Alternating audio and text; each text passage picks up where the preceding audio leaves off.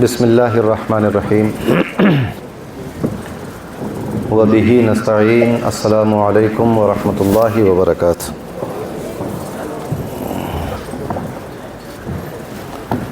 الحمد للہ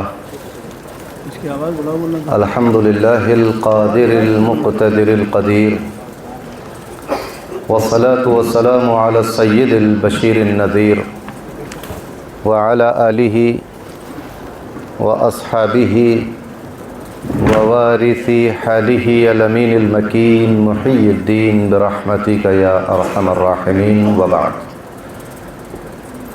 اعوذ باللہ من الشیطان الرجیم، بسم اللہ الرحمن الرحیم۔ واعتصموا بحبل اللہ جميعا ولا تفرقوا، صدق اللہ العظیم وبلغنا نبیہ الامین الکریم، ونحن على ذلك لمن الشاهدين والشاكرين والحمد لله رب العالمين۔ قال الله تبارك وتعالى مخبرا وآمرا تكريما لحق نبيه وتعظيما، إن الله وملائكته يصلون على النبي يا أيها الذين آمنوا صلوا عليه وسلموا تسليما، اللهم صل وسلم وزد وبارك عليه وعلى آلہ وصحبہ ووارث حالہ وعلى من لدیہ صلاۃ وسلاما علیک یا رسول اللہ صلی اللہ علیہ وسلم۔ چلے جب حضور سوئے فلک، بلغ العلا بکمالہ، کوئی دیکھے رخ کی چمک دمک، کشف الدجا بجمالہ، وہ ہیں بے مثال دری چشک، حسنت جمیع خصالہ، انہیں دیکھ لیں تو پڑھیں ملک، صلو علیہ وآلہ، اللہم صلی وسلم وزد وبارک علیہ وعلی آلہ وصحبہ ووارث حالہ وعلی من لدیہ صلاۃ وسلاما علیک یا رسول اللہ صلی اللہ علیہ وسلم۔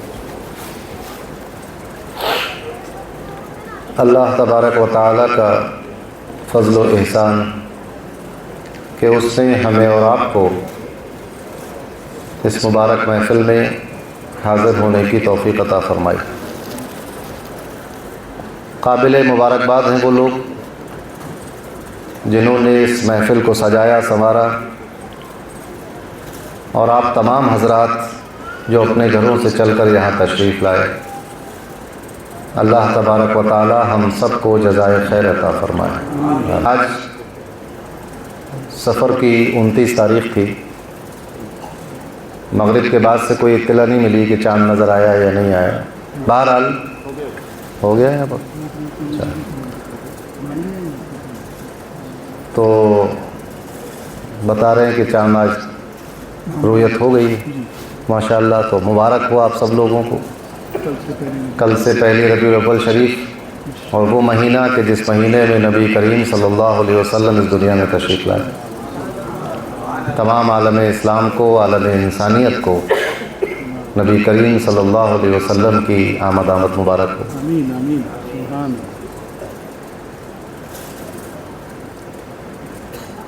بہترین نصیحت آموز گفتگو ہم نے سماعت کی۔ مولانا عبدالعلیم سلمہ بہترین لب و لہجے میں ہمیں نبی کریم صلی اللہ علیہ وسلم کی سیرت مبارکہ سنا رہے تھے۔ اللہ تبارک و تعالی ان کی عمر میں، علم میں، عمل میں برکتیں عطا فرمائے، اور ہم سب کو اسوہ حسنہ پر چلنے کی توفیق عطا فرمائے۔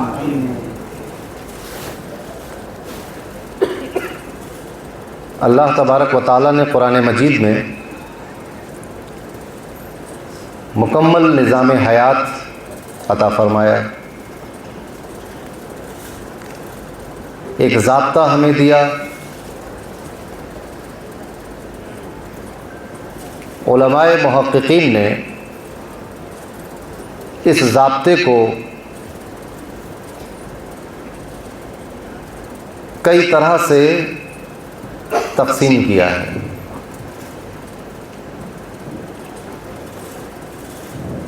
ایک تو وہ احکامات جن کا تعلق ہمارے عقیدے اور اعتقاد سے ہے، دوسرے وہ کہ جن کا تعلق عبادات سے ہے، پھر کچھ احکامات ایسے ہیں جن کا تعلق عقوبات سے ہے،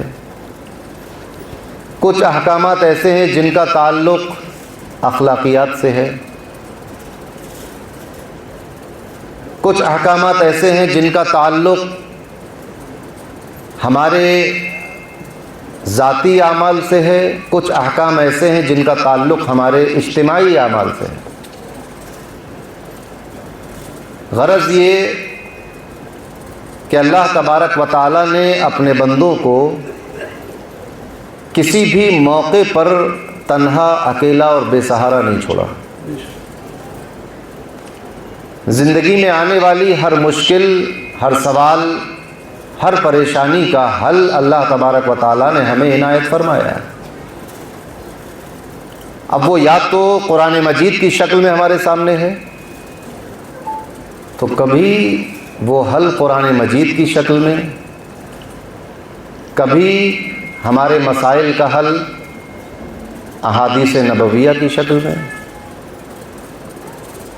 کبھی ہمارے مسائل کا حل اولیاء اور صالحین اور علماء ربانیین کے ارشادات کی شکل میں۔ اللہ تبارک و تعالیٰ نے ہماری زندگی کو بہتر بنانے کے لیے یہ سارے انتظامات فرمائے ہیں۔ اس کو اس طرح سمجھا جا سکتا ہے کہ آپ کی زندگی کی ساری کاوشیں اور محنتیں اس لیے ہیں تاکہ آپ کی اسرہ یعنی آپ کے گھر والے ایک اچھی زندگی گزار سکیں۔ ایسے ہی ہوتا ہے نا؟ تو اس کے لیے آپ ایک گھر کا انتظام کرتے ہیں، پھر اس گھر میں ایک نظام بناتے ہیں، پھر اس میں کھانے پینے کا انتظام کرتے ہیں، بیماری ہو تو اس کے علاج کا انتظام کرتے ہیں، تعلیم کا انتظام کرتے ہیں، تربیت کا انتظام کرتے ہیں۔ تو آپ نے جس گھر کو اور جن افراد کے لیے یہ انتظامات کیے ہیں، اب وہ لوگ اگر اس انتظام سے فیض حاصل نہ کریں اور اس کے تحت اپنی زندگی نہ گزاریں تو آپ کو ناراضگی کا سبب بن جاتا ہے اور آپ اس سے خفا ہوتے ہیں۔ یہ ایک انسانی فطرت ہے۔ یہ بات میں صرف سمجھانے کے لیے عرض کر رہا ہوں، ورنہ تو اللہ تبارک و تعالیٰ کوئی انسانی فطرت سے متصف تو ہے نہیں، وہ تو بے نیاز بادشاہ ہے۔ سمجھانے کے لیے تو یہ نظام جو اللہ تبارک و تعالیٰ نے ہمیں دیا ہے، اب اگر ہم اس نظام سے منحرف ہو جائیں اور اس نظام کے خلاف اپنے کام شروع کر دیں اور اس ضابطے سے منہ موڑ کر اپنے بنائے ہوئے خود ساختہ قوانین کی پیروی میں مصروف ہو جائیں تو اللہ تبارک و تعالیٰ کی ناراضگی بالکل واجب اور صحیح ہے۔ وہ تو واجب الوجود ہے، اس کے ناراض ہونے اور راضی ہونے کے لیے کسی شے کی حاجت نہیں ہے۔ مطلب ایسا نہیں ہے کہ جو شخص بہت نمازی پرہیزگار ہے اللہ صرف اسی سے راضی ہوگا، وہ تو مالک و مختار ہے۔ اس نے فرمایا ولا ابالی، مجھے کوئی پرواہ نہیں، اللہ الصمد، بے نیاز ہے۔ وہ کسی کی عبادتوں سے متاثر ہو کر اس کو ثواب دینے پر مجبور نہیں ہے۔ یہی وہ عقیدہ ہے کہ جس سے معتزلہ سے اہل سنت والجماعت ممتاز ہو جاتے ہیں۔ معتزلی یہ کہتے ہیں کہ اللہ پر واجب ہے نیک لوگوں کو ثواب دینا اور برے لوگوں کو عذاب دینا۔ اہل سنت والجماعت کا عقیدہ یہ ہے کہ اللہ تبارک و تعالیٰ پر واجب نہیں ہے، وہ چاہے اس کا فضل ہے، وہ چاہے تو نماز پڑھنے والے کو ثواب دے، وہ چاہے تو جھوٹ بولنے والے کو گناہ دے، وہ چاہے تو عبادت صوم و صلات کے پابند کو جہنم میں ڈال دے، وہ چاہے تو بد کردار اور بدعمال روح سیاہ کو جنت میں ڈال دے۔ یہ اس کے اختیار کی بات ہے، اس پر واجب اور ضروری اور مجبوری کوئی نہیں ہے اس کی۔ لیکن اس بات کو ہماری عقل سمجھ سکتی ہے کہ جب ہم کسی کے بنائے ہوئے نظام کے خلاف جائیں گے تو یہ ایک ناراضگی کا سبب ہے۔ ہم تو ویسے بھی یہ نہیں کہہ سکتے تھے کہ مولا ہمیں یہ پریشانی کیسے لاحق ہو گئی، یہ کہنے کا ہمیں کوئی حق نہیں ہے، کیونکہ ہم مصنوع ہیں، بنائے ہوئے ہیں۔ بنی ہوئی شے بنانے والے سے کوئی شکوہ نہیں کر سکتی۔ مثلا کوئی میز یہ کارپینٹر سے نہیں کہہ سکتی کہ میرے 4 پائے برابر کیوں نہیں بنائے، مجھے گول کیوں بنایا، مجھے چوکور کیوں بنایا۔ مصنوع کا یہ حق نہیں ہے کہ وہ صانع پر شکوہ کرے۔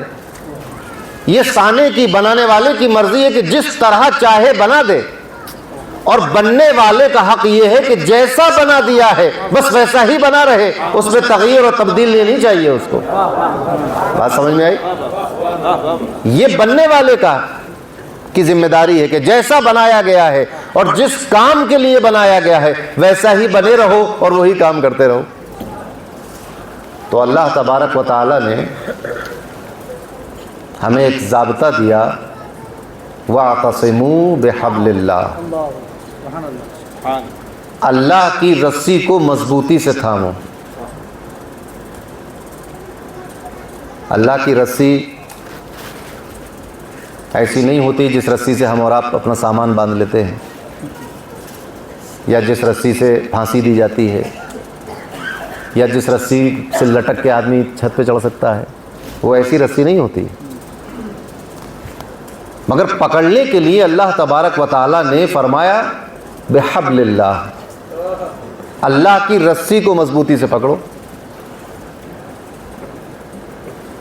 احادیث میں آتا ہے کہ اللہ کی رسی سے مراد قرآن ہے، ہوا حبل اللہ المتین والصراط المستقیم، وہ ہے سیدھا راستہ۔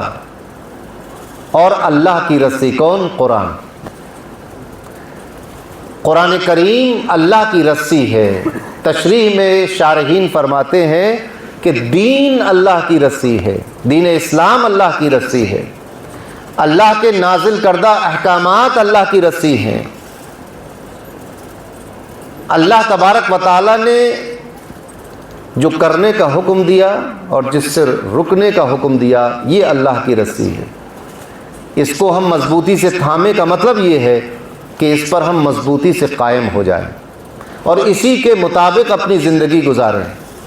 ورنہ تھام لینے، مضبوطی سے پکڑ لینے کا مطلب یہ نہیں ہوتا کہ آپ جا کر کعبے کو مضبوطی سے پکڑ لیں، یا غلاف کعبہ کو مضبوطی سے پکڑ لیں، یا قرآن کریم بہت مضبوطی سے پکڑنے کا مطلب یہ نہیں ہے کہ آپ نے مصحف کو بہت مضبوطی سے پکڑ لیا۔ مضبوطی سے پکڑنے کا مطلب یہ ہے کہ زندگی کا کوئی بھی لمحہ اور کوئی بھی کام ایسا نہ ہو جو قرآن اور سنت کے خلاف ہو، جو تعلیمات مصطفیٰ کے خلاف ہو، جو نبی کریم صلی اللہ علیہ وسلم کے اسوہ کے خلاف ہو، جو حضور صلی اللہ علیہ وسلم کے بتائے ہوئے کے خلاف ہو، جو حضور صلی اللہ علیہ وسلم کی سنتوں کے خلاف ہو، ایسا کوئی بھی کام نہیں کرنا وَاعْتَصِمُوا بِحَبْلِ اللَّهِ کہلاتا ہے، اللہ کی رسی کو مضبوطی سے تھامنا کہلاتا ہے۔ آپ 5 وقت کے نمازی ہیں لیکن سونے کی انگوٹھی اور چین پہنتے ہیں، آپ مضبوطی سے دین کو نہیں تھامے ہوئے ہیں۔ آپ روزے دار ہیں، زکوٰۃ اور حج ادا کرتے ہیں لیکن آپس میں ایک دوسرے کی غیبت کرتے ہیں، آپ مضبوطی سے اللہ کی رسی کو تھامے ہوئے نہیں ہیں۔ آپ بہت زیادہ صدقات و خیرات کرتے ہیں، اعتکاف میں بیٹھتے ہیں، افطار کراتے ہیں لیکن والدین کا دل دکھاتے ہیں، آپ واعتصموا بحبل اللہ پر عمل کرنے والے نہیں۔ بات سمجھ میں آئی؟ جب دین کو مکمل تھاما جائے گا، اللہ نے فرمایا ادخلوا فی السلم کافہ، دین میں مکمل داخل ہو جاؤ۔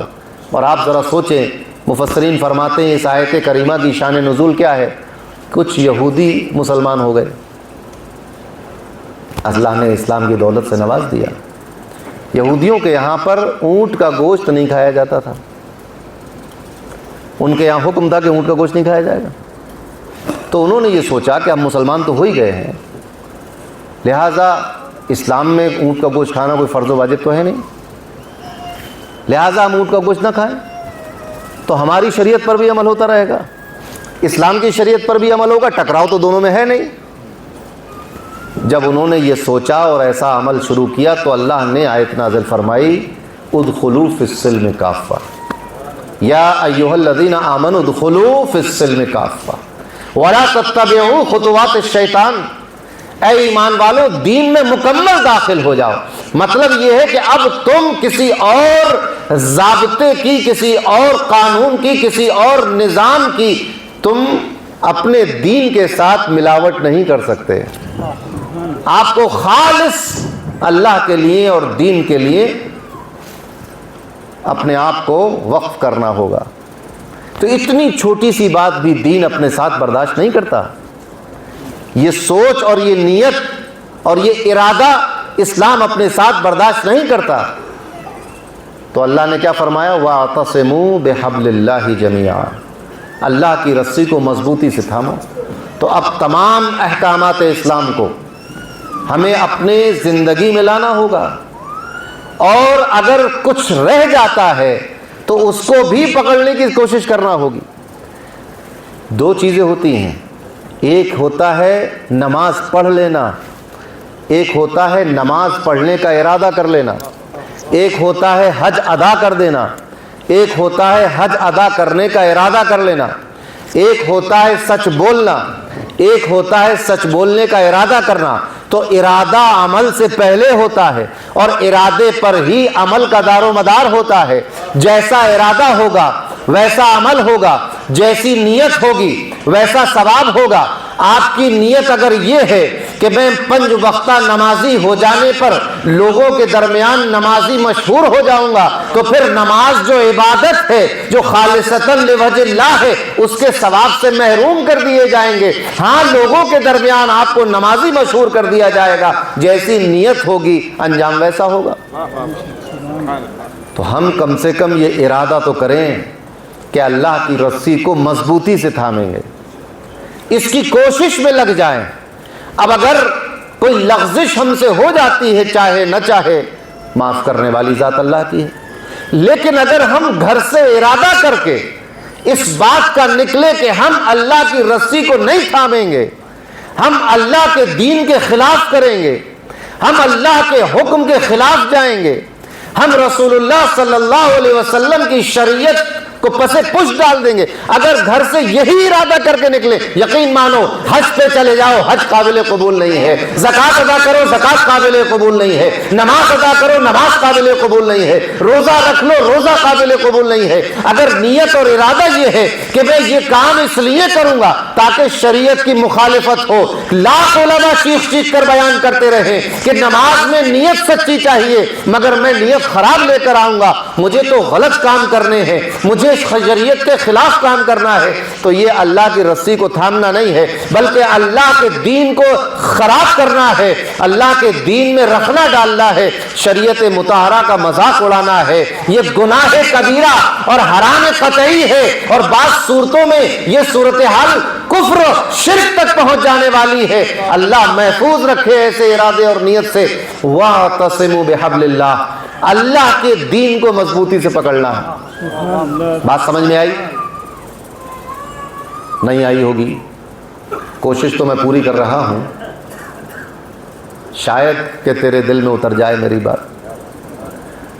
ہمارے اس دنیا میں آنے کا مقصد ہی اللہ کے دین کو مضبوطی سے تھام لینا ہے۔ جب آپ کسی رسی کو بہت مضبوطی سے پکڑیں گے، آپ پکڑ کے دیکھیں، تجربہ کر کے دیکھیں، رسی کو بہت مضبوطی سے پکڑ لیں، دو باتیں ہوں گی۔ ایک تو رسی بہت مضبوط ہوگی آپ کے ہاتھ میں پکڑ، اور آپ اس رسی سے قریب بھی ہوں گے۔ ایسا نہیں ہو سکتا کہ جس شے کو آپ مضبوطی سے پکڑے ہیں اسی چیز سے آپ دور ہو جائیں، یہ نہیں ہو سکتا۔ لازم و ملزوم ہے، جس شے کو آپ پکڑیں گے تو آپ کا اس شے سے قریب ہونا، اس شے کا آپ سے قریب ہونا لازم ہے۔ اب اگر آپ نے دین کو مضبوطی سے تھاما، اللہ کی رسی کو مضبوطی سے تھاما، اللہ کے دین کو مضبوطی سے تھاما، تو پھر آپ اس مضبوطی سے تھامنے کی بنیاد پر اللہ سے قریب ہوں گے، اللہ کی رحمت آپ سے قریب ہوگی، آپ رسول اللہ سے قریب ہوں گے، رسول اللہ آپ سے قریب ہوں گے، آپ قرآن سے قریب ہوں گے، قرآن آپ سے قریب ہوگا۔ وَاعْتَصِمُوا بِحَبْلِ اللَّهِ، اللہ کی رسی کو مضبوطی سے تھامنے کی ضرورت ہے۔ اب مسئلہ کیا ہے کہ دو طرح سے تھاما جا سکتا ہے۔ ہر آدمی اپنے اپنے گھر میں بیٹھ کر دین کو مضبوطی سے تھام لے تو ساری مسجدیں ویران ہو جائیں گی، سارے اجتماعی پروگرام ختم ہو جائیں گے، حج پہ کوئی نہیں جا سکے گا۔ اگر لوگ یہی سوچیں گے میں اکیلا ہی حج کروں گا تو کیسے حج ہوگا؟ ہو ہی نہیں پائے گا۔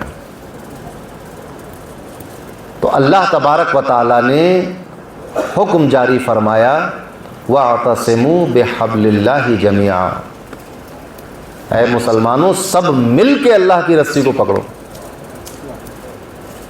جب تم سب مل کے پکڑو گے، آگے اس کی تاکید فرمائی جَمِيعًا وَلَا تَفَرَّقُوا، مضبوطی سے مل جل کر اتحاد کے ساتھ اللہ کے دین پر قائم ہو جاؤ اور آپس میں فرقوں میں نہ بٹو۔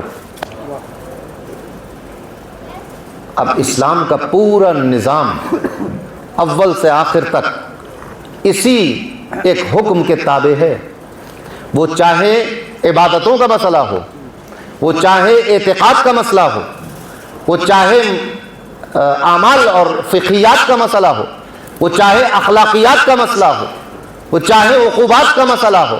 قرآن کریم میں جتنے احکامات نازل کیے، نبی کریم صلی اللہ علیہ وسلم نے جتنی تشریح فرما دی، سب اسی ایک اصول کے تحت آتی ہے، جمیعا ولا تفرقوا، سب مل کر ایک ساتھ اور بغیر آپس میں فرقہ ڈالے ہوئے، تفرقہ پھیلائے ہوئے، بغیر سب مل جل کر اللہ کے دین کو مضبوطی سے پکڑو۔ یہ دین کا، اسلام کا وہ بنیادی حکم ہے کہ اگر یہ حکم دین اور شریعت میں سے نکال دیا جائے تو دین دین نہ رہے، شریعت شریعت نہ رہے، قوم قوم نہ رہے، ملت ملت نہ رہے، جماعت جماعت نہ رہے، اہل سنت والجماعت نہ رہے، سواد اعظم نہ رہے، سب ختم ہو جائے، سب بکھر جائے گا۔ متحد ہو تو بدل ڈالو نظام عالم، منتشر ہو تو مرو، شور مچاتے کیوں؟ اتحاد اور وحدت اور آپس میں مل جل کر رہنا، یہ اسلام کا بنیادی، یعنی لا الہ الا اللہ محمد الرسول اللہ صلی اللہ علیہ وسلم کے بعد جو سب سے اہم رکن ہے اسلام کے لیے، وہ وحدت ہے، ایک دوسرے کا احترام ہے، مل جل کر رہنا ہے، اتحاد اور اتفاق کے ساتھ رہنا ہے، آپس میں انتشار نہیں پھیلانا ہے، ایک دوسرے کو اپنے سے کمتر نہیں سمجھنا ہے، اپنے کو ہر کسی سے برتر نہیں سمجھنا ہے، دین کے ہر مسئلے پر سب کو مل کر کھڑے ہونا ہے۔ یہاں تک کہ فرمایا گیا اگر کوئی ایک شخص معاشرے میں بیمار ہو تو تم اس کی عیادت کو جاؤ، تم تو بیمار نہیں ہو پھر تم اسپتال کیوں جا رہے ہو، تم بیمار نہیں ہو پھر ڈاکٹر کے پاس کیوں جا رہے ہو؟ ہم اپنے بھائی کی عیادت کے لیے جا رہے ہیں، ہم یہ بتانے کے لیے جا رہے ہیں کہ اگر ہماری جماعت کا، ہمارے معاشرے کا کوئی شخص بیمار، لاچار اور لاغر اور مجبور بھی ہو جائے تب بھی معاشرہ اسی کے ساتھ ہے، ہم اس بیمار کو بیماری کی بنیاد پر چھوڑ نہیں سکتے، ہمارا ساتھ اس کا ہے، ہم اس کے ساتھ ہیں، ہم اس کی خبرگیری کرنے والے ہیں۔ وَاعْتَصِمُوا بِحَبْلِ اللَّهِ جَمِيعًا، سب مل کر اللہ کے دین کو پکڑیں گے۔ اسی طرح دین کا کوئی بھی مسئلہ ہو، اس میں اتحاد اور اتفاق کی ایک جو اہمیت ہے، اس دین اسلام کی عظمتوں میں سے ایک عظمت یہ بھی ہے کہ یہ پوری ملت ایک ہے، ملت اسلامیہ ایک ہے۔ ہم نے اپنی حرکتوں کی بنیاد پر اس میں تفرقہ پھیلا لیا، کسی نے عقیدے کی بنیاد پر فرقہ بنایا، کسی نے اعمال کی بنیاد پر فرقہ بنایا، کسی نے شکل و شباہت کی بنیاد پر اپنے آپ کو الگ کر لیا، کسی نے مدارس اور مسجدوں کی بنیاد پر اپنے آپ کو الگ کیا۔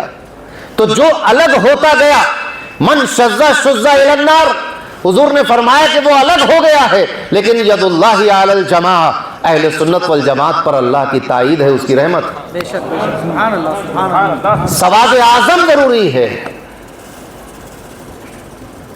حضور تاج الفول فرماتے ہیں کہ سواد امت اعظم کا تو ہی غوث اعظم ہے، سواد امت اعظم کا تو ہی غوث اعظم ہے، وہ ناری ہے ہوا جو شاذ یا محبوب سبحان اللہ۔ واہ واہ واہ، سبحان اللہ سبحان تو اتحاد اور اتفاق۔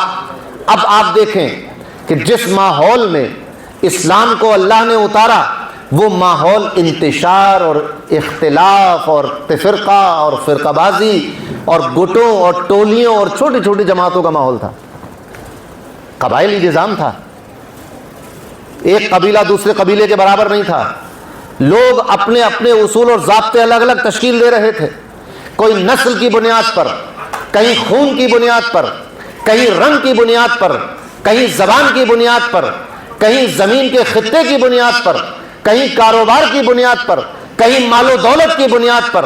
غرض یہ کہ الگ الگ اسباب پر الگ الگ جماعتیں وجود میں آ رہی تھیں اور ہر کوئی ایک دوسرے سے سبقت لے جانا چاہتا تھا، مگر جب اسلام کا پیغام آیا تو حضور نے فرمایا کسی عربی کو عجمی پر فضیلت نہیں ہے، کسی گورے کو کالے پر فضیلت نہیں ہے، کسی کو مال و دولت کی بنیاد پر فضیلت نہیں ہے، زبان کی بنیاد پر فضیلت نہیں ہے، بلکہ ان اکرمکم عند اللہ اتقاکم، تم میں سے اللہ سے سب سے زیادہ نزدیک وہ ہوگا، مکرم وہ ہوگا جو زیادہ تقوی والا ہوگا۔ اللہ کے رسول نے یہ تفرقہ مٹایا، اسلام نے یہ فرق مٹایا۔ اب مکے کے سردار اور ان کا غلام ایک ہی صف میں کھڑے ہو کر ایک ساتھ نماز پڑھتا ہے، ایک ہی صف میں کھڑے ہو گئے محمود و ایاز، نہ کوئی بندہ رہا نہ کوئی بندہ نواز۔ یہ اسلام کا وہ امتیاز ہے جو دوسرے ادیان اور دوسرے قوانین اور دوسرے نظام اور ضابطوں کی سامنے اسلام کو غالب کر دیتا ہے۔ واہ واہ واہ، سبحان اللہ، اسلام کو اللہ نے سبحان اللہ۔ تلوار کے زور پہ غالب نہیں کیا، اسلام کو اللہ نے زور زبردستی کی بنیاد پر غالب نہیں کیا۔ لِيُظْهِرَهُ عَلَى الدِّينِ كُلِّهِ کا مطلب یہ نہیں ہے کہ خالد ابن ولید جب تک تمہارے ہاتھ میں تلوار رہے گی دین سب پر غالب رہے گا، اور جب قوم مسلم اپنی شامت اعمال کی بنیاد پر ہزیمت اختیار کر لے گی، تنزل اختیار کر لے گی، تو دین جو ہے وہ مغلوب ہو جائے گا۔ ایسا نہیں، یہ کوئی شخص کوئی مسلمان کسی عالم کا یہ عقیدہ نہیں ہے کہ جب تک خلافت راشدہ قائم رہی دین غالب رہا، اور جیسے ہی انحطاط آیا، ملوکیت آئی، نفاق آیا، لوگوں نے دین کے راستے پر چلنا چھوڑ دیا اور عیاشیوں میں اوباشیوں میں اپنی مرضی کے مطابق زندگی گزارنا شروع کی، دین مغلوب ہو گیا۔ دین مغلوب نہیں ہو سکتا۔ اللہ نے فرمایا لِيُظْهِرَهُ عَلَى الدِّينِ كُلِّهِ، اے نبی آپ کو تو بھیجا ہی اسی لیے تھا تاکہ آپ کے ذریعے اس دین کو اللہ غالب کر دے۔ وہ آ چکے، ان کا آنا دین کے غلبے کا سبب تھا۔ سبب موجود ہے، مسبب موجود ہے، شرط موجود ہے، جزا موجود ہے، رسول موجود ہے، دین کا غلبہ موجود ہے۔ جب تک مسلمان اس بات کو سمجھ نہیں لیتا، فرق اتنا ہے کہ ہم نے اس بات کو سمجھنا چھوڑ دیا ہے۔ مغلوب دین نہیں ہے، مغلوب مسلمان ہوئے ہیں۔ مغلوب اسلام نہیں ہے، مغلوب قوم مسلم ہوئی ہے۔ مغلوب قرآن نہیں ہے، مغلوب قرآن پڑھنے والے ہوئے ہیں۔ مغلوب شریعت نہیں ہے، مغلوب شریعت ماننے والے ہوئے ہیں۔ وہ معزز تھے زمانے میں مسلمان ہو کر، اور تم خار ہوئے تارک ایمان ہو کر، تارک قرآن ہو کر۔ تو مغلوب قوم ہو گئی، اسلام نہیں۔ کیوں ہو گئی؟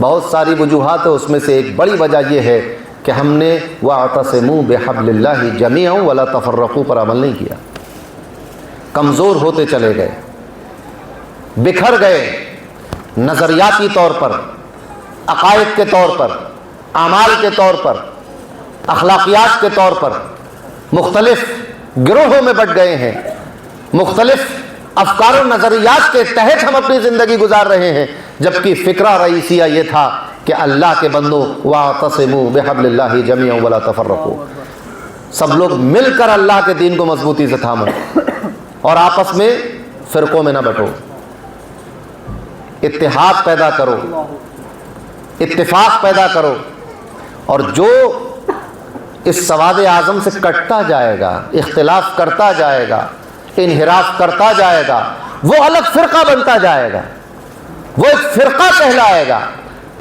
مگر یہ جماعت جو اہل سنت والجماعت ہے یہ سواد اعظم کہلائے گی۔ حضور نے فرمایا کہ صحیح راستہ، نجات کا راستہ کون سا ہے؟ ما انا علیہ و اصحابی، جس پر میں اور میرے صحابہ ہیں، وہ ہے نجات کا راستہ۔ اب وہ مین راستہ ہے، اب اس راستے سے کچھ لوگ کٹے تو خارجی کہلائے، کچھ لوگ کٹے تو رافضی کہلائے، کچھ لوگ کٹے تو معتزلی کہلائے، کچھ لوگ کٹے تو لاذریہ کہلائے، کچھ لوگ کٹے تو وہابی کہلائے، کچھ لوگ کٹے تو کچھ کہلائے، تو اپنی اپنی شناخت بناتے رہے لوگ، لیکن مین راستہ کیا ہے؟ اہل سنت والجماعت کا راستہ ہے، جو ما انا علیہ و اصحابی فرمایا۔ تو کم سے کم وہ لوگ کہ جو اہل سنت والجماعت میں ہیں، انہیں تو واعتصموا بحبل اللہ جميعا پر عمل کر لینا چاہیے۔ انہیں تو اپنے آپ میں نظریاتی اختلاف یا کسی اور قسم کا اختلاف نہیں ہونا چاہیے۔ دین کے ہر مسئلے کو نبی کریم صلی اللہ علیہ وسلم کی تعلیمات کے مطابق سمجھنا، یہ ہم پر فرض و واجب ہے۔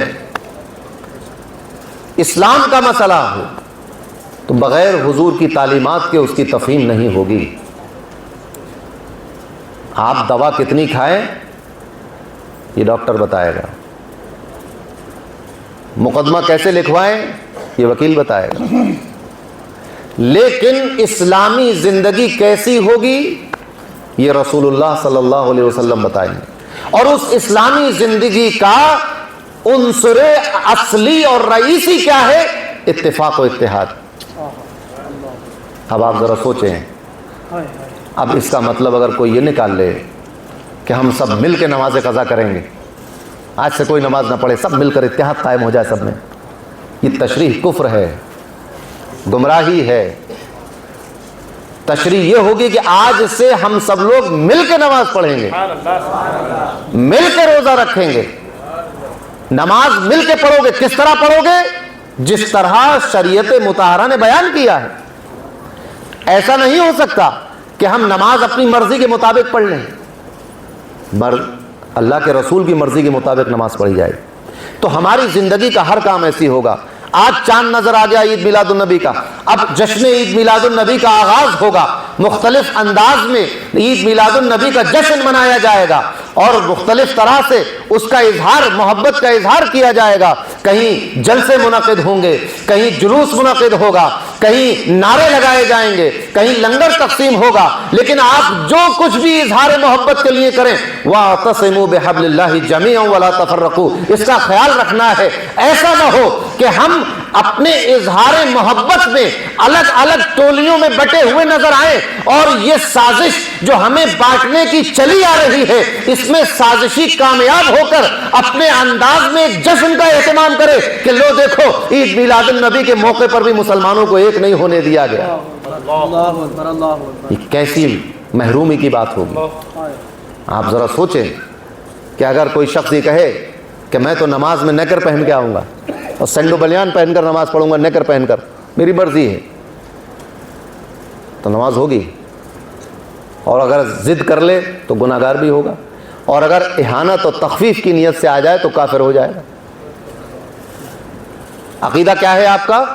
کہ نبی کریم صلی اللہ علیہ وسلم کی محبت، یاد رکھنا اس بات کو، نبی کریم صلی اللہ علیہ وسلم کی محبت اسلام اور دین اور شریعت کے ہر عمل سے افضل ہے۔ یہ ایسا عقیدہ ہے، قرآن و سنت سے بے شمار دلائل اس پر موجود ہیں۔ نبی کریم صلی اللہ علیہ وسلم کی محبت تمام فرائض و واجبات سے افضل ہے۔ نبی کریم صلی اللہ علیہ وسلم کی محبت ایمان کی اصل اور ایمان کی جان اور ایمان کی بنیاد ہے۔ یہ کلمہ توحید لا الہ الا اللہ محمد الرسول اللہ صلی اللہ علیہ وسلم اس وقت تک کلمہ طیبہ نہیں بنتا جب تک اس کو پڑھنے والا رسول اللہ کی محبت اپنے دل میں پیدا نہ کر لے۔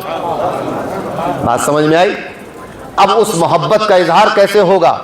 اس محبت کا اظہار حضرت سلمان فارسی کے انداز پر ہو تو قابل قبول ہے، اس محبت کا اظہار حضرت بلال حبشی کے طرز پر ہو تو قابل قبول ہے، اس محبت کا اظہار حضرت ابو ذر غفاری کی طرز پر ہو تو قابل قبول ہے، حضرت ابو سعید خدری کی طرز پر ہو قابل قبول ہے، حضرت انس بن مالک کی طرز پر ہو قابل قبول ہے، حضرت سیدنا عثمان غنی کی طرز پر ہو قابل قبول ہے، عمرو بن عاص کے طریقے پر ہو قابل قبول ہے، سعد و سعید کے اور طلحہ اور زبیر کے طریقے پر ہو قابل قبول ہے، حضرت فاروق اعظم کے طریقے پر ہو قابل قبول ہے، مولا علی مشکل کشا کے طریقے پر ہو قابل قبول ہے، حسنین کریمین کے طریقے پر ہو قابل قبول ہے، ازواج مطہرات کے طریقے پر ہو قابل قبول ہے، اور بنو نجار کی چھوٹی بچیوں کے طریقے پر ہو قابل قبول ہے، لیکن رسول کی آمد میں محبت کا اظہار عبداللہ بن ابی بن سلول کے طریقے پر ہوگا قابل قبول نہیں ہوگا، منافق مدینہ کے طرف پر ہوگا قابل قبول نہیں ہوگا، اپنے نفس کی مرضی اور خواہشات کے مطابق ہوگا قابل قبول نہیں ہوگا، باعث گناہ کہلائے گا، باعث وبال کہلائے گا، اللہ کی ناراضگی کا باعث بنے گا، جہنم میں جانے کا دروازہ کھولے گا۔ اب ذرا سوچیں، عید میلاد النبی کی خوشی کا اظہار آپ شراب پی کر کریں گے جس کو رسول نے منع کر دیا ہے، آپ اناج اور غلے اور رزق کو زمین پر پھینک کر ان کے اوپر چپل اور جوتا پہن کر چل کر کریں گے، یہ ناجائز و حرام ہے۔ آپ رسول کی آمد کا جشن منائیں اور ڈی جے بجا کر اس پر ناچتے ہوئے آپ رسول کی آمد کا جشن منائیں گے، ناجائز و حرام ہے۔ وَلَا تَفَرَّقُوا، آپس میں چھوٹی پارٹیوں میں نہ بٹو، بلکہ وَاعْتَصِمُوا بِحَبْلِ اللَّهِ جَمِيعًا، سب مل کر اللہ کی رسی کو مضبوطی سے تھامو۔ اب ذرا سوچو کہ اگر جلوس محمدی نکلا تو ایک طرف تو علماء اکرام کا قافلہ چل رہا ہے جو درود کے ترانے پیش کر رہا ہے، صلاۃ و سلام پڑھتا ہوا چل رہا ہے، یا رسول اللہ کی صدائیں دیتا ہوا چل رہا ہے، صلاۃ و سلام پڑھتا ہوا چل رہا ہے، دوسری طرف کچھ لوگ ڈی جے لے کر چل رہے ہیں، ناچتے ہوئے چل رہے ہیں، پھلوں کو ایک دوسرے کی طرف اچھالتے ہوئے چل رہے ہیں، بریانی کی دیگوں کو زمین پر پھینکتے ہوئے چل رہے ہیں، اللہ کی نافرمانی کرتے ہوئے۔ یہ بالکل ایسا ہے جیسے نماز پڑھنے کے لیے آؤ لیکن ننگے چلے آؤ، نماز پڑھنے کے لیے آؤ ناپاک چلے آؤ، روزہ رکھنے کے لیے تو آؤ لیکن دن بھر کھاتے پیتے رہو، حج کرنے کے لیے تو جاؤ لیکن احرام نہ باندھو، زکات تو ادا کرو لیکن وہ 2.5% نہ ہو۔ بالکل اسی طرح ہے کہ جلوس میں شریک تو ہو لیکن حرام اور ناجائز انداز میں حرکتیں کرتے ہوئے چلو۔ جس طرح بے وضو نماز کا کوئی فائدہ نہیں ہے، اسی طرح خرافات کے ساتھ جلوس میں چلنے کا کوئی فائدہ نہیں۔ ایسے کام کا کیا فائدہ؟ ایسے عمل سے کیا محبت کا اظہار؟ کون سی محبت کا اظہار؟ اور کس سے محبت کا اظہار کر رہے ہو؟ کس سے؟ اس ذات گرامی سے کہ جس نے بکری پالنے والوں سے یہ کہا کہ تمہارے لیے دین کا سبق یہ ہے کہ تم اپنے انگوٹھے کے ناخن چھوٹے رکھا کرو، انگلیوں کے ناخن چھوٹے رکھا کرو، یہ تمہارے لیے دین کا سبق ہے۔ کلمہ پڑھا کر جو نصیحت فرمائی وہ یہ فرمائی کہ ناخن چھوٹے رکھنا۔ کیوں؟ تاکہ جب تم بکریوں کا دودھ نکالو تو تمہارے ناخن چبھنے سے بکری کو تکلیف نہ ہو۔ اس کی آمد کا جشن اور اتنی تکلیف رسانی کے ساتھ، اس قدر تکلیف پہنچانے کے ساتھ اس رحمت للعالمین کی آمد کا جشن کہ جس نے پیڑ پودوں تک کو تکلیف نہیں پہنچائی، جس نے بے زبان جانوروں تک کو تکلیف نہیں پہنچائی، جس نے چرند و پرند کو تکلیف نہیں پہنچائی۔ آپ ذرا سوچیں کون سے عقل کی بات ہے، کون سے عقیدے کی بات ہے؟ اہل سنت والجماعت ان حرکتوں سے، ان خرافات سے، ان بدعات سے بیزار ہے، برات کا اعلان کرتی ہے۔ اگر رسول اللہ صلی اللہ علیہ وسلم سے محبت کے اظہار کی یہ شرط لاگو کر دی جائے کہ بغیر ڈی جے کے محبت کا اظہار نہیں ہوگا، ہم ایسی محبت کے اظہار سے باز آئیں۔ ہماری محبت ہمارا رب دیکھ رہا ہے۔ آپ ذرا سوچیں، ہماری جو محبت ہے وہ ہمارا رب دیکھ رہا ہے۔ مسلمان مجبور نہیں ہے اس بات پر کہ حرام کام کے ذریعے ہی رسول کی محبت کا ہم اظہار کریں گے، اور اگر یہ کہہ کر کوئی ڈی جے لے آیا اور ناچنے لگا کہ یہی اظہار محبت رسول ہے تو وہ تو اہل سنت سے تو باہر ہوگا ہی ہوگا، بعض صورتوں میں بات کفر تک پہنچے گی۔ ایک پاکیزہ نبی کی آمد کا جشن غیر پاکیزہ حرکتوں کے ذریعے، معلم کائنات کی آمد کا جشن جہالت کے ذریعے، محسن انسانیت کی آمد کا جشن لوگوں کو تکلیف پہنچا کر، کون سا طریقہ ہے؟ یہ کہاں سے آیا؟ ابھی تک تو ڈیبیٹ ہماری اس پر چل رہی تھی کہ رسول کی آمد کا جشن منایا جائے کہ نہ منایا جائے۔ قوم نے اس دراہے پر لا کر کھڑا کر دیا کہ اب بحث اس پہ ہوتی ہے کہ ڈی جے بجایا جائے کہ نہ بجایا جائے۔ مسلمانوں، آپ کو اندازہ نہیں ہے کہ یہ مسلک اہل سنت آپ تک پہنچا کس طرح سے ہے، آپ کو اندازہ نہیں ہے۔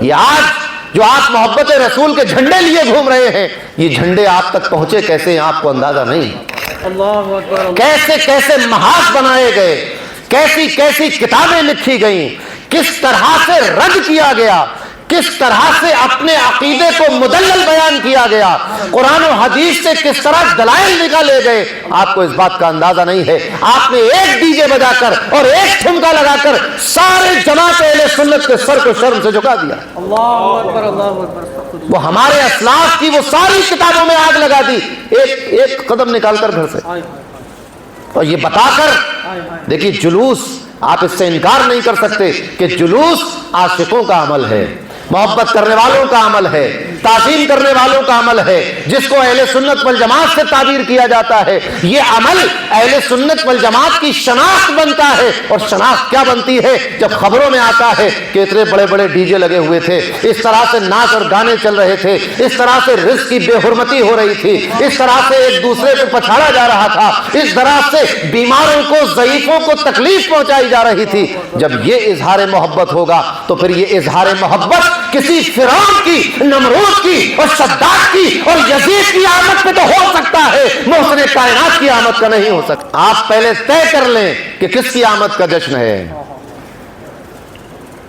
رحمت کی آمد کا جشن ہے یا زحمت کی آمد کا جشن ہے؟ کس کی آمد کے طے کرنا ہوگا۔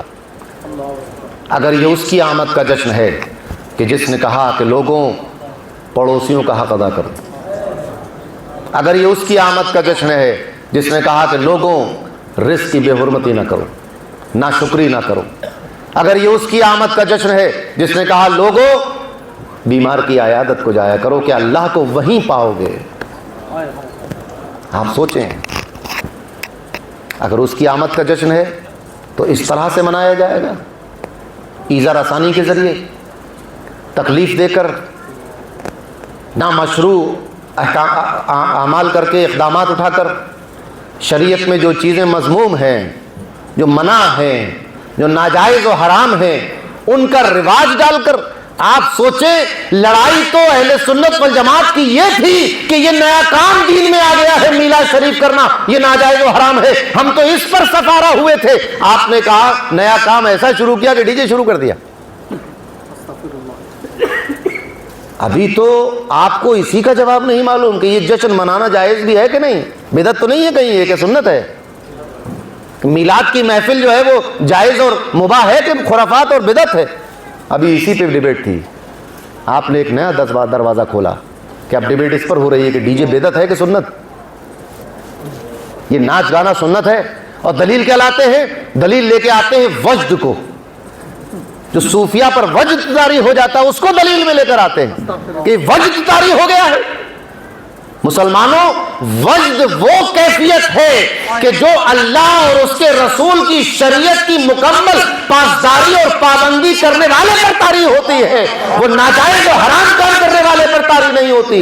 وہ کسی آصف کا زیر اثر تو ہو سکتا ہے، وجد والا نہیں ہو سکتا۔ وجد کی کیفیت تو پاکیزہ کیفیت ہے، وجد کی کیفیت تو روحانی کیفیت ہے، وجد کی کیفیت تو دیدار سے پیدا ہوتی ہے، وجد کی کیفیت تو تعلق سے پیدا ہوتی ہے، وجد کی کیفیت تو وصال سے پیدا ہوتی ہے۔ دور رہ کر اور محروم رہ کر کوئی وجد طاری نہیں ہوتا۔ یہ محرومی ہے کہ محسن کائنات اور معلم کائنات کی آمد کا جشن جہالت کے ساتھ منایا جائے، یہ محرومی ہے، یہ وجد نہیں ہے۔ وجد تو اتصال سے آتا ہے، اتباع سے آتا ہے، فرما برداری سے آتا ہے، فنائیت سے آتا ہے.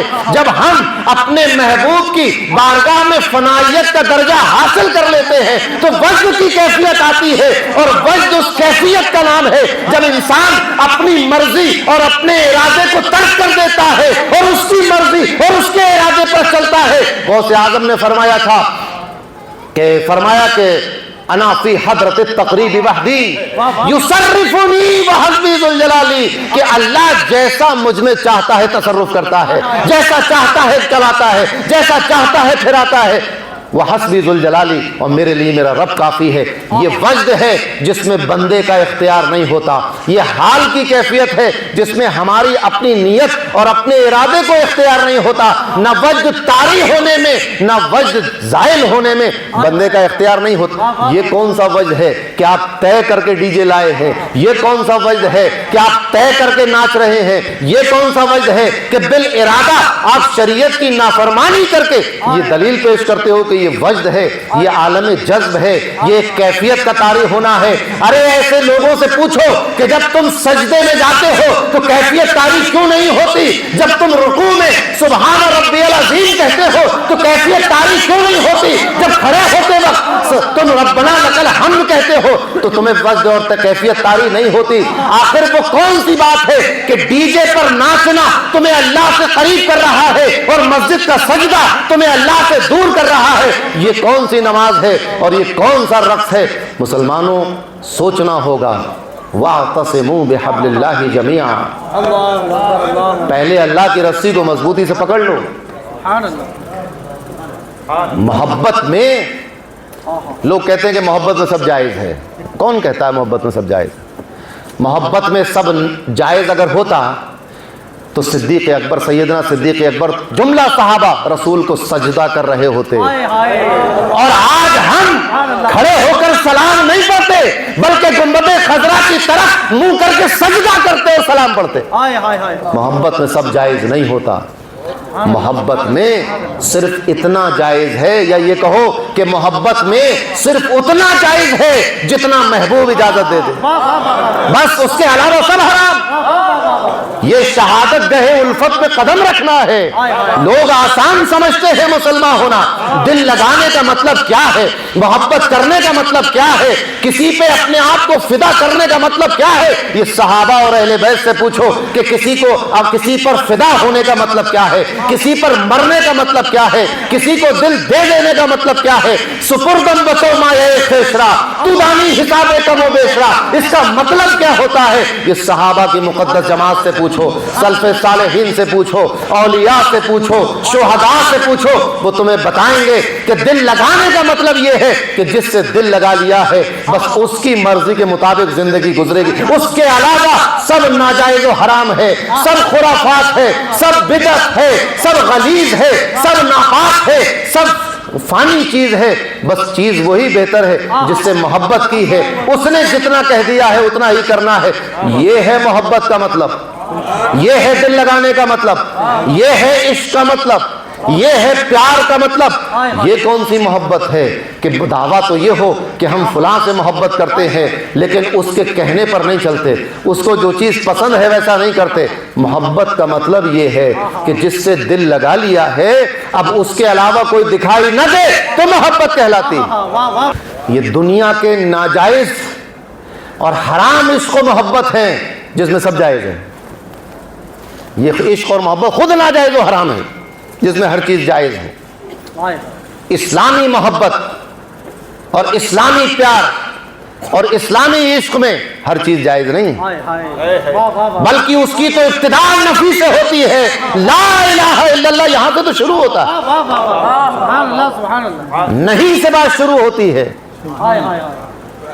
محمد الرسول اللہ صلی اللہ علیہ وسلم. پیار کی ابتدا یہاں سے ہوتی ہے کہ تمہارے سوا کوئی نہیں. محبت کی ابتدا یہیں سے ہوتی ہے کہ تم جیسا کوئی نہیں. محبت اور عشق کی ابتدا یہیں سے ہوتی ہے کہ جو تم کہو بس وہی درست ہے. محبت اور عشق کی تو یہ آغاز ہی یہیں سے ہے کہ تم کہو دن ہے تو دن ہے, تم کہو رات ہے تو رات ہے. حلال و حرام اب تیرے حکم پر ہے, حلال و حرام اب تیرے حکم پر ہے سراقہ کو کنگن پہنوانے والے. یہ ہے عشق اور محبت کی بات کہ تم نے کہا کہ مردوں کے لیے سونا حرام ہے, قیامت تک حرام ہو گیا. تم نے کہا کہ سراقہ کو پہننا ہے, سراقہ کے لیے حلال ہو گیا. وَاعْتَصِمُوا بِحَبْلِ اللَّهِ, اللہ کی رسی کو مضبوطی سے پکڑو. آپ ذرا سوچیں, نادانی میں شیطان بہت طریقوں سے, مختلف انداز سے گمراہ کرنے کی کوشش کرتا ہے. آپ کو معلوم ہے اس نے قوم نوح کے لوگوں کو اس طور پر بہکا دیا, ان سے یہ کہہ دیا کہ یہ لوگ جو بہت نیک اور اچھے تھے ان کے بت بنا لو. آپ سوچیے, وہ بیچارے بھولے والے لوگ آگے کہنے میں, ان کے صنم تراش لیے اور اس کی پھر بات کہاں سے کہاں شروع ہو کے شرک تک پہنچی. ایسے ہی قوم مسلم کو شیطان کیا کہہ رہا ہے کہ محبت میں تو سب جائز ہوتا ہے. محبت کرنے والوں کو کہاں پرواہ ہوتی کسی چیز کی. ارے محبت, اسلامی محبت کرنے والا ہر چیز کی پرواہ کرتا ہے. بے شک بے شک بے شک, اس کے ہاں ہر چیز جائز نہیں ہوتی. سبحان اللہ, بے شک. اسلامی محبت میں صرف اتنا جائز ہے جتنا آپ کے محبوب نے اجازت دے دی, بس اس کے علاوہ سب حرام ہے. آسان نہیں ہے دل لگا لینا کسی سے, آسان نہیں ہے عشق کر لینا کسی سے. لوگ سمجھتے ہیں کہ یہ دعویٰ بہت آسان ہے کہ ہم محبت کرتے ہیں. محبت میں تو موت بھی قبول ہے. میں تو اکثر یہ بات کہتا ہوں کہ پہلے زندگی تو قبول کرو, موت تو جو قبول ہوگی سو ہوگی. محبت میں پہلے جینا تو قبول کیجئے. زندگی قبول نہیں ہے آپ کو محبت میں, اسی کی محبت میں موت قبول کر رہے ہیں. پہلے اس کی محبت میں زندہ رہنا سیکھو. ناجائز و حرام کام کا اظہار, کام اظہار محبت نہیں ہو سکتا. ایک عجیب و غریب بات ہے, ڈی جے یا اس جیسی اور دوسری خرافات یہ سمجھ کر کہ ایسا کریں گے تو ایک نام ہو جائے گا, آقا کی عظمت اور اسلام کی شوکت دکھائی دے گی. اسلام کی شوکت نہیں دکھائی دے گی. شوکت اسلام پاکیزہ ہے, شوکت اسلام طاہر ہے, شوکت اسلام معزز ہے, شوکت اسلام شرف والی ہے. شوکت اسلام اس طرح سڑکوں پر نشے میں جھومنا نہیں ہے. شوکت اسلام کسی غیر کی دھن پر تھرکنا نہیں ہے. شوکت اسلام تو لا الہ الا اللہ پر چلنا ہے, لا الہ الا اللہ پر مرنا ہے, محمد الرسول اللہ پر چلنا ہے اور اسی کلمے پر مرنا ہے. یہ ہے شوکت اسلام. کبھی تم نے سوچا کہ جن دھنوں پر تمہارے قدم تھرک رہے ہیں یہ دھنیں قیامت کے دن دامن پکڑ لیں گی اور گھسیٹ کر جہنم کی طرف لے جائیں گی. ادھر سے کلمہ آواز دے گا مگر وہ آواز کمزور ہوگی, ڈی جے کی دھن مضبوط ہوگی. جو طاقتور ہوگا وہ اپنی طرف گھسیٹ لے گا. کس نے بنائی ہے یہ دھن, کس کی بنائی ہوئی ہے یہ دھن اور یہ میوزک؟ حضور نے فرمایا تھا قرب قیامت میں در و دیوار سے گانے کی آواز آئے گی. آئے گی. قوم نے کیا کہا؟ قوم نے کہا در و دیوار کی کیا ضرورت ہے گانے کے لیے, ہم تو بغیر در و دیوار کے بھی گانوں کی آواز سنا دیں گے. اور تو اور اس کائنات میں تمام فرائض سے اول اور سب سے اہم فرض محبت رسول ہے. ہم اسی فرض کی ادائیگی میں خرافہ شامل کر دیں گے. کتنا برا لگتا ہے آپ کو جب آپ نماز پڑھ رہے ہوں اور باہر سے کوئی میوزک بجاتا ہوا نکلے, لڑنے مرنے پر آ جاتے ہیں آپ, فسادات ہو جاتے ہیں. کیوں برداشت نہیں ہوتا آپ کو کہ بھائی جمعے کا دن تھا نماز پڑھ لے تو کیسے بجا دیا میوزک؟ آپ ذرا سوچو, جب آپ عید میلاد النبی کے جلوس میں میوزک خود بجا رہے ہیں, خود میوزک بجا رہے ہیں اور اسی انداز کا بلکہ اس سے زیادہ, تو آپ کو تو یہ بات کہنے کا حق نہیں ہے کہ نماز کے حالت میں ہم تھے, مسجد میں نماز ہو رہی تھی, باہر میوزک کیوں بجا؟ ارے پلٹ کر تم سے پوچھا جا سکتا ہے کہ تم رسول کے جلوس میں تھے, میوزک کیسے بجا؟ تو جس طرح رسول کے جلوس میں میوزک بج سکتا ہے اسی طرح مسجد کے باہر بھی بج سکتا ہے. آپ نے جواز کا موقع دیا ہے ان لوگوں کو جو نماز کے بعد مسجد کے باہر ڈی جے بجا رہے ہیں. آپ نے موقع دیا ہے، قوم مسلم نے موقع دیا ہے. کوئی دوسرا توہین کرے تو آپ لڑنے مارنے پر آ جاتے ہیں، اور جب توہین خود آپ کریں تو کون لڑے مرے گا؟ واہ واہ واہ واہ، کون احتجاج کرے گا؟ سبحان اللہ. مجھے بتاؤ کہ عید میلاد النبی کے جلوس میں اگر شراب نوشی ہوئی تو میں کس کلکٹر اور کس کمشنر کو میمورینڈم پیش کروں؟ کہاں جا کر احتجاج کروں؟ اور کون سا احتجاجی نعرہ لگاؤں کہ ہمارے جلوس میں اس طرح کے غلط کام ہو رہے ہیں؟ کس سے فریاد کروں؟ اللہ اکبر. نہ تڑپنے کی اجازت ہے نہ فریاد کی ہے، گھٹ کے مر جاؤں یہ مرضی میرے سیاد کی ہے. آج اگر کوئی گستاخ رسول زبان دراز کر دیتا ہے بہت تکلیف ہوتی ہے آپ کو، اور جب آپ خود حضور کی شان میں، حضور کے جلوس کی شان میں، حضور کی آمد کے جشن کی شان میں توہین و گستاخی کریں، اس کا شکوہ کس سے کیا جائے؟ اس کا رونا کہاں جا کر رویا جائے؟ اس کی شکایت کس سے کی جائے؟ مسلمانوں، رکھیو غالب کو ذرا تلخ نوائی سے معاف، آج کچھ درد میرے دل میں سوا ہوتا ہے. ہائے ہائے ہائے. آپ ذرا سوچیں، غور کرنے کا مقام ہے. کسی مفتی مولانا سے پوچھنے کی ضرورت ہے. آپ خود بتا دیں، آپ خود بتا دیں. سوچتے ہوئے میرے رونگٹے کھڑے ہو جاتے ہیں. ذرا سوچو کہ سامنے نبی کریم صلی اللہ علیہ وسلم کھڑے ہو اور تم ڈی جے پر ناچ رہے ہو. یہ کیسا مسلمان ہے؟ کون سا مسلمان ہے؟ جواز میں لے کر آ جاتے ہیں. خیر میں وہ باتیں بتاؤں گا نہیں، کیونکہ ہو سکتا ہے آپ کو ان باتوں کا خیال نہ ہو. مجھ سے سن کر آپ اس کو دلیل پیش کرنے لگیں. وہ دلیل نہیں بنے گی. ہر چیز کا ایک مزاج ہوتا ہے، ایک جگہ ہوتی ہے. آپ حدیث شریف میں آتے ہیں نا، محمد عبد صالح، محمد عبد صالح. اس پر لوگوں کو وجد طاری تھا اور لوگ ناچ رہے تھے، ہتھیار لہرا رہے تھے. کس لیے کر رہے تھے ایسا؟ وہ اپنے ہتھیاروں کی نمائش کر رہے تھے اور یہ اظہار کر رہے تھے کہ اگر دین پر اللہ اور اس کے رسول کے دشمنوں نے پیش قدمی کی تو پھر یہ ہاتھ ہوگا اور محمد عبد صالح کہہ کر ہم اس کی دفاعی کارروائی کریں گے. اللہ اکبر. سبحان اللہ. وہ اس موقع کی بات تھی، وہ اس موقع کی بات نہیں تھی. وہ حالت جنگ کی تصویر تھی کہ اگر اسلام پر ایسا کوئی معاملہ آ گیا اور لوگوں نے دست درازی کی کوشش کی تو پھر ہم اپنے آلات کا اور ان سامان کا اور اس معاملے کا ہم اظہار کریں گے. اس کو جواز میں پیش کر کے عید میلاد النبی کے جلوس میں ناچ لینا. اور میں ایک بات آپ سے عرض کروں، اگر کوئی شخص محمد عبد صالح صلی اللہ علیہ وسلم کہہ کر اگر جھومتا ہوا چل رہا ہے تو اس کو کوئی منع نہیں کرے گا.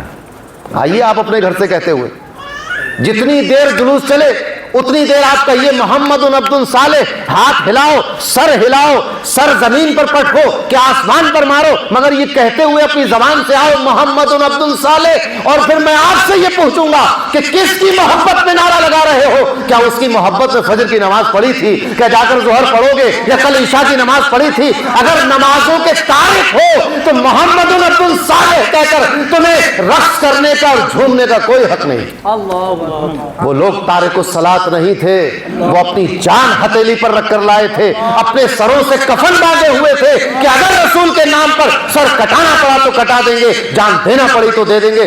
یہ جذبے کے ساتھ محمد عبد صالح کہہ رہے ہیں. اللہ اکبر. اللہ اکبر. سبحان اللہ. سبحان اللہ. شراب کے نشے میں، ہائے ہائے. شراب کے نشے میں دھت ہو کر غلط کاموں میں پڑ کے اور غیر شرعی انداز میں جلوس نکالیں گے تو یہ بدنامی کا باعث ہے، گناہ کا باعث ہے. آپ سوچیں، عجیب و غریب معاملات ہیں. جلوس محمدی پاکیزہ جلوس ہے، صاف ستھرا جلوس ہے، شوکت اسلام ظاہر ہوتی ہے، مسلمانوں کا ایک ہجوم ہوتا ہے، عاشقوں کا ایک مجمع ہوتا ہے، ایک عجیب کیفیت طاری ہوتی ہے، رسول اللہ سے محبت کا اظہار ہوتا ہے. ایسے حالات میں اور ایسے ماحول میں غیر شرعی کام کرنا بالکل غیر مناسب ہے. لوگ میں نے دیکھا ہے جلوسوں میں اور سنا بھی ہے کہ عورتوں اور مردوں کا اختلاط ہو جاتا ہے. آپ کیا بھی ہو جاتا ہوگا. اللہ تعالیٰ محفوظ رکھے اس سے. آپ ذرا سوچیں, غور کر کے دیکھیے کہ اب مسلمانوں کی یہ حالت ہو گئی ہے کہ وہ یہ چاہتے ہیں کہ ہماری عورتیں تو گھر میں رہیں, دوسروں کی عورتیں باہر آ جائیں. یہ کون سی بات ہوئی؟ حضور نے تو فرمایا تھا کہ جو اپنے لیے پسند کرو وہی دوسرے کے لیے پسند کرو. اگر اپنی عورتوں کی بے حیائی پسند نہیں ہے تو دوسروں کی عورتوں کی بے حیائی پہ خوش کیوں ہو رہے ہیں؟ عورتوں کا احترام, مسلمانوں عورت کے پردے کا اہتمام پوری امت پر فرض ہے. اب مثال دوں, اگر اس پوری امت میں صرف ایک عورت بچے, عرب و عجم ملا کر, مشرق و مغرب ملا کر ایک عورت, تو اس ایک عورت کا احترام اور اس کے پردے کا اہتمام پوری امت مسلمہ پر فرض ہے. پوری امت پر, صرف اس کے گھر والوں پر نہیں, اس کے رشتہ داروں پر نہیں, اس کا احترام اور اس کے پردے کا اہتمام پوری امت مسلمہ پر فرض ہے. حضور نے فرمایا کہ تم پر کیا فرض ہے؟ اپنے مسلمان بھائی اور بہنوں کی عزت آبرو محفوظ رکھنا تم پر فرض ہے. آپ کسی کو زبان سے برا نہیں کہہ سکتے, ناجائز ہے. زبان سے کسی کی بے عزتی نہیں کر سکتے, ناجائز ہے. جا کے عمل کر کے. تو خواتین اسلام کا مرتبہ بہت بلند ہے. اسلام تو وہ واحد مذہب ہے جس نے عورتوں کو ایک عظیم مقام عطا فرمایا. اللہ تبارک و تعالیٰ نے خواتین کو جو مقام عطا کیا تھا, اسلام نے اس کو واضح کیا ہے, اس کی حفاظت کی ہے. نبی کریم صلی اللہ علیہ وسلم نے ایک قبیلے کو مدینے سے باہر نکال دیا تھا کہ اس قبیلے کے ایک فرد نے ایک عورت کی چادر اس کے سامان سے باندھ دی تھی کہ جب وہ کھڑی ہوئی تو سر سے چادر سرک گئی. اتنے سے عمل پر مدینے سے باہر نکال دیا اس پورے قبیلے کو, فرمایا کہ اس کو مدینے میں رہنے کا حق نہیں. تو اگر جلوسوں میں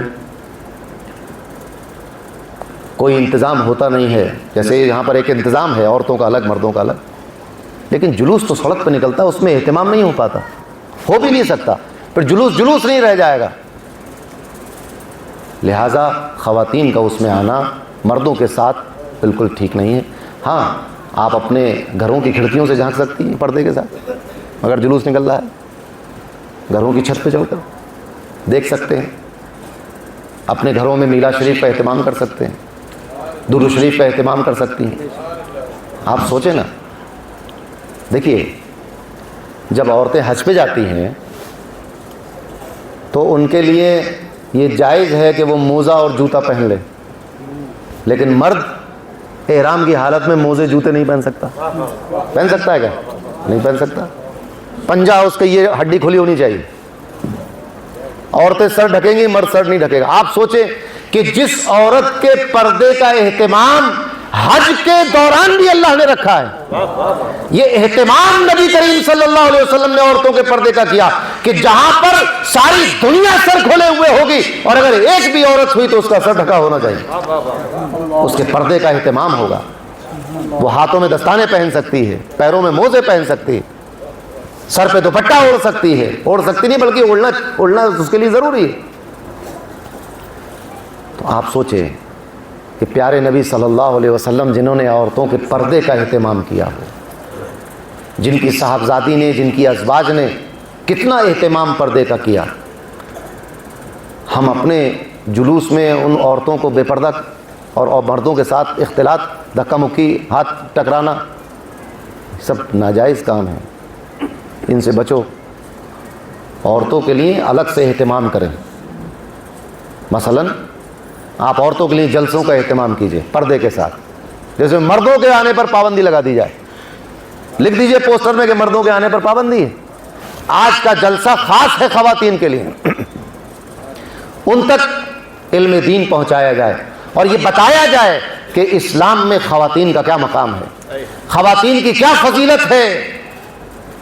اور عورتوں نے اسلام کی تبلیغ میں وہ جو کارہائے نمایاں انجام دیے ہیں وہ کیا ہے؟ یقین مانو اگر عورتیں دین کو اٹھائے ہوئے نہ ہوتی تو آدھا دین ہم تک پہنچتا، مکمل دین نہیں پہنچتا۔ شریعت مکمل ہی اس وقت ہوتی ہے جب عورتیں اس کی روایت کرتی ہیں، دین مکمل اس وقت ہوتا ہے، ہم تک پہنچتا ہے جب عورتیں اور صحابیات اس کی روایت کرتی ہیں۔ اگر خواتین کا حصہ نکال دیا جائے تو شریعت آدھی رہ جائے گی، دین آدھا رہ جائے گا، مکمل پیغام نہیں رہ پائے گا۔ تو عورتوں نے مردوں کے ساتھ برابر کا حصہ ادا کیا ہے، مگر کیسے؟ آپ ذرا سوچیں، بڑی بڑی فقیہہ گزری ہیں، حدیث کی جانکار، اصول کی جانکار، فقہ کی جانکار، بڑی بڑی مفتیہ عہد رسالت میں بھی، صحابیات میں بھی، لیکن پردے کے ساتھ وہ ساری چیزیں۔ پردہ عورتوں کے لیے پردہ قید نہیں ہے، عورتوں کے لیے پردہ اعزاز ہے۔ یہ اعزاز کی بات ہے کہ غیر مرد کی نگاہوں کی یہ حیثیت نہیں ہے کہ وہ کسی عورت کے چہرے کو اور اس کے جسم کو دیکھے۔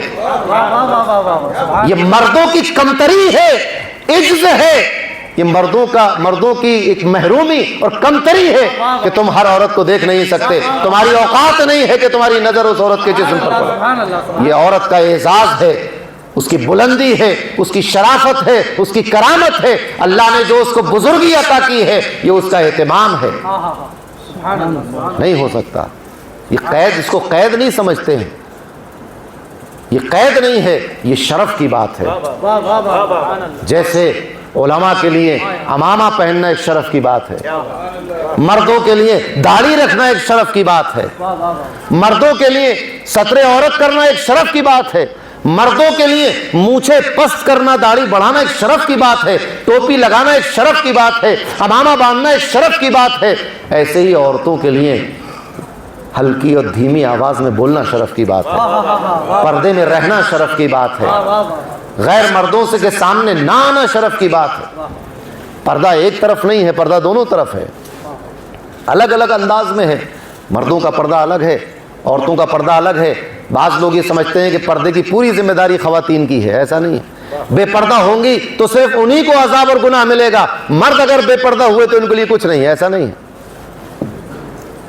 عورتوں پر تو اللہ تبارک و تعالیٰ نے جو ذمہ داری رکھی ہے، آپ سوچیں مردوں پر جو ذمہ داری ہے، یہ میں آپ کو تقریر لمبی ہوتی چلی جائے گی، مردوں پر جو ذمہ داری معاش کی، کھانے کمانے کی ہے، یہ ذمہ داری گھر چلانے کی، یہ ذمہ داری مردوں۔ لیکن اگر کسی خاتون کے خاوند کا انتقال ہو جائے یا وہ اتنا بیمار ہو جائے کہ وہ اس کام کی ذمہ داری نہ اٹھا سکے، تو عورت کو اجازت ہے کہ وہ اسکول میں پڑھا سکتی ہے نا، وہ تجارت کر سکتی ہے۔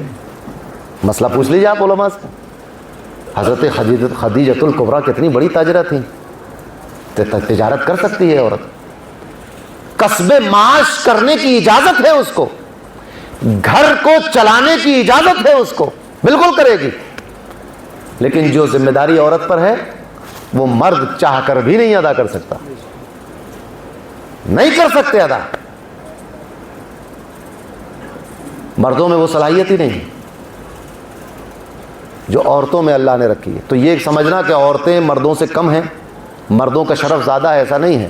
مرد اور عورت دونوں اللہ کے بنائے ہوئے بندے ہیں، دونوں برابر کے انسان ہیں۔ ہاں ذمہ داریوں میں مختلف ہے، مرد کو کچھ ذمہ داریاں دی ہیں، عورت کو کوئی ذمہ داری دی ہے، الگ الگ ذمہ داریوں کی بنیاد پر الگ الگ کام چل رہا ہے۔ اب یہ جو کہا جاتا ہے الرجال قوامون علی النساء، اس کی غلط تشریح لوگ کر دیتے ہیں۔ مردوں کو عورتوں کو مردوں کے تحت یا مردوں کو عورتوں پر حاکم بنانے کا مطلب یہ نہیں ہے کہ اب مرد اپنی مرضی سے عورتوں کے ساتھ تصرف کر سکتا ہے، حاشا للہ، یہ مطلب نہیں ہے۔ مطلب یہ ہے کہ ذمہ داری اٹھانے کے لیے، نظام چلانے کے لیے تمہیں ایک مدیر اور مینیجر کی حیثیت پہ رکھا گیا ہے، تمہیں مالک کل اور مالک مختار نہیں بنایا گیا۔ تمہاری مرضی کے مطابق عورت زندگی گزارے، اس کا یہ ہرگز مطلب نہیں ہے کہ آپ کی ہر ناجائز اور غیر شرعی احکامات پر وہ پابندی سے عمل کرے، نہیں مطلب۔ آپ عورت کو نماز پڑھنے سے نہیں روک سکتے، روزہ رکھنے سے نہیں روک سکتے، حج کرنے سے نہیں روک سکتے، پردہ کرنے سے نہیں روک سکتے۔ اس کے حقوق جو اللہ نے اس کو دیے ہیں ان سے آپ نہیں روک سکتے۔ آپ قوامون اس لیے ہے کہ جو حق اللہ نے عورت کو دیے ہیں وہ عورت تک پہنچا دیں، اس لیے آپ کو ان پر قوامون کیا گیا۔ سبحان اللہ، سبحان اللہ، واہ واہ۔ آپ کو اس لیے نہیں عورتوں پر حاکم کیا کہ آپ عورتوں کے حقوق چھین لیں، بلکہ اس لیے حاکم کیا ہے کہ جو حق عورت کا اللہ نے دیا ہے وہ عورت تک پہنچے، اس میں رکاوٹ نہ ہو۔ الرجال قوامون علی النساء، اور مرد عورتوں پر اس لیے حاکم۔ بات کہاں سے نکلی کہاں پہنچ گئی؟ وَاعْتَصِمُوا بِحَبْلِ اللَّهِ جَمِيعًا وَلَا تَفَرَّقُوا، سب مل کر مضبوطی سے اللہ کی رسی کو تھامو، اتحاد کے ساتھ، اتفاق کے ساتھ، محبت کے ساتھ۔ ان کا جو فرض ہے وہ اہل سیاست جانے، میرا پیغام محبت ہے جہاں تک پہنچے، مل جل کے پاکیزگی کے ساتھ۔ آپ سوچیں کہ یہ جو ہمارا دل کرتا ہے، آپ نے کبھی روزہ رکھا ہے؟ ہر سال رکھتے ہیں۔ اگر دل کرے روزے میں کہ بھئی شربت پی لیں ظہر کے بعد، تو پیتے ہیں کیا؟ نہیں پیتے نا۔ تو اب دل کر رہا ہے کہ جلوس میں ڈی جے بجے گا تو ڈی جے کیوں بجاتے ہیں آپ؟ پھر تو آپ روزے میں پانی پی لیں گے، پھر تو آپ حالت احرام میں بال کٹوا لیں گے، نہیں کرتے نا۔ نماز کی حالت میں آپ بازار چلے جائیں گے سودا لینے کے لیے۔ تو آپ کی مرضی اور ہماری مرضی اس کی اہمیت نہیں ہے، ہماری زندگی میں اللہ اور رسول کی مرضی کی اہمیت ہے، اللہ اور رسول کی مرضی کی اہمیت ہے۔ ان کی مرضی کے مطابق جب زندگی گزرے گی، دنیا میں بھی کامیابی ملے گی، آخرت میں بھی کامیابی ملے گی۔ نہ کوئی ہمیں ہماری اتحاد کو توڑ پائے گا، نہ ہماری محبت میں درار ڈال پائے گا، نہ ہماری یونٹی میں کوئی درار پڑے گی، نہ ہمارے کردار پر حرف آئے گا، نہ ہمارے اخلاق پر کوئی حرف آئے گا، نہ ہمارے دین پر کوئی حرف آئے گا، نہ ہماری جماعت پر کوئی حرف آئے گا۔ ہم سب محبت کے ساتھ پیغام لے کر جائیں کہ سب دین کو، شریعت کو، اللہ اور رسول کی مرضی کو مقدم رکھیں۔ آپ یقین مانیں کہ اگر پوری دنیا میں جلوس نہ نکلتا ہو، ایک شخص ناکارہ، بالکل ناتواں، ضعیف، مجبور، ایک شخص یا رسول اللہ صلی اللہ علیہ وسلم کہتا ہوا اپنے گھر سے نکل جائے، وہی جلوس محمدی ہے، وہی جلوس محمدی ہے۔ اکیلا شخص یا رسول اللہ صلی اللہ علیہ وسلم کہتا ہوا نکلے، وہی جلوس محمدی ہے۔ اور ایک طرف لاکھوں، ہزاروں لاکھ کا مجمع ہو جو رسول اللہ کی تعلیمات کے خلاف جلوس لے کر آیا ہو، کتنا ہی پیسہ خرچ کر لے، کتنا ہی بڑا وہ تبلیغ وہ لوگوں کو اکٹھا کر لے، وہ جلوس محمدی نہیں ہے۔ یہ ذمہ داری سے عرض کر رہا ہوں، کل روز قیامت نامہ اعمال میں دیکھ لینا کہ جو غیر شرعی طور پر جلوس نکلا وہ جلوس محمدی لکھا ہوا نہیں ملے گا۔ جو رسول اللہ کی تعلیمات کے خلاف نکلا وہ جلوس محمدی نہیں ہو سکتا۔ اس جلوس کا کچھ اور نام رکھیے، اس کو جلوس محمدی نہ کہیے۔ جلوس محمدی تو وہ ہوگا جو محمد الرسول اللہ کی مرضی کے مطابق نکلے گا۔ جو شیطان کی مرضی کے مطابق نکلے، جلوس محمدی کا نام اس پر نہیں تھوپا جا سکتا۔ بے شک بے شک۔ اب اگر ڈی جے بجانا ہو تو پرمیشن جلوس محمدی کے نام سے نہ لینا، پھر اپنے نام سے لیجئے، شاہ رخ خان کے نام سے لیجئے، دلیپ کمار کے نام سے لو، ان لوگوں کے نام سے لو، محمدی کے نام سے نہ لینا۔ شیطان کے نام پر لو پرمیشن، فرعون اور شداد اور نمرود اور یزید کے نام پر لو، جلوس محمدی کے نام پہ پرمیشن نہیں ہوگی۔ اگر جلوس محمدی کے نام پر پرمیشن ہے تو پھر پاکیزگی ہوگی، دین ہوگا، شریعت ہوگی، پابندی ہوگی اور صراط مستقیم ہوگا۔ اللہ تبارک و تعالی ہم سب کو شریعت مطہرہ پر چلنے کی توفیق عطا فرمائے، پیارے نبی صلی اللہ علیہ وسلم سے سچی محبت کرنے کی توفیق عطا فرمائے اور ان کی تعلیمات پر عمل کرنے کی توفیق عطا فرمائے، عورتوں کی عزت کرنے کی توفیق عطا فرمائے۔ اللہ تبارک و تعالیٰ سے دعا ہے جب تک ہم زندہ رہیں اللہ اور اس کے رسول صلی اللہ علیہ وسلم کے بتائے ہوئے راستے پر چلتے رہیں، جب ہمارا آخری وقت ہو تو ہماری زبان پر ہو لا الہ الا اللہ محمد رسول اللہ۔